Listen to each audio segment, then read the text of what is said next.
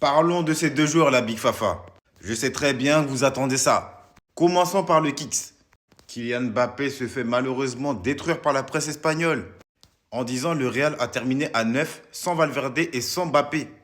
Il est entré en jeu pendant 25 minutes et n'a rien fait d'autre que de planer sur la pelouse du Bernabéu.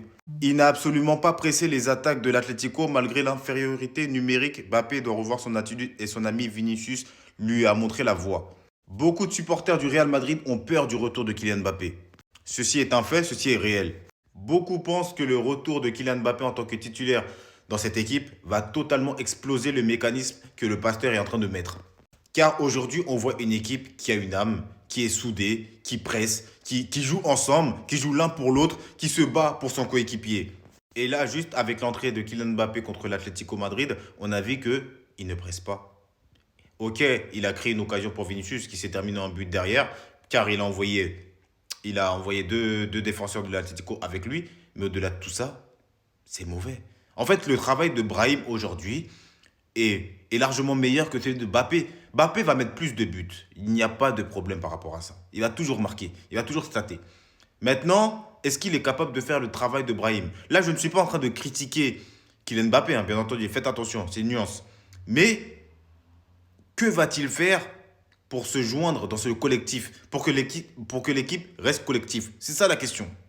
C'est au tour de Bellingham. Maintenant, vous le savez tous qu'aujourd'hui, Thiago Pitach est un titulaire dans cette équipe grâce à l'absence ou dû à l'absence de Bellingham.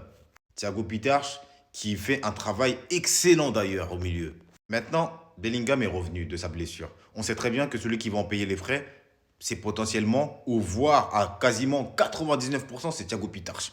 Maintenant, on sait très bien que Bellingham, il peut faire le travail de Pitach. Ça, il n'y a pas de problème par rapport à ça. Il peut le faire matin, midi, soir. Maintenant, est-ce qu'il va garder cette âme de je suis un numéro 8 ou je veux rejouer comme ma première saison en tant que 9,5, 10 un peu, joueur un peu hybride? Et c'est là où ça peut casser aussi la mécanique de l'équipe.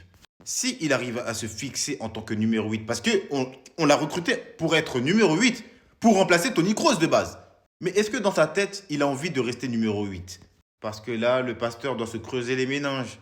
S'il arrive à tirer tous les joueurs, que ce soit Kylian Mbappé, que ce soit Bellingham, dans la même direction en disant toi tu joues là, toi tu joues là, toi tu joues là, tu respectes ton poste, tout le monde respecte sa zone. Les gars, cette équipe peut tabasser n'importe quelle équipe.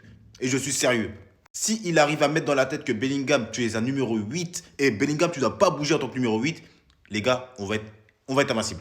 Bref, la Big Fafa, que pensez-vous du retour de nos deux tauliers? Dites-le moi en commentaire, l'équipe. C'est chez vous, abonnez-vous, l'équipe, on a bleu sang.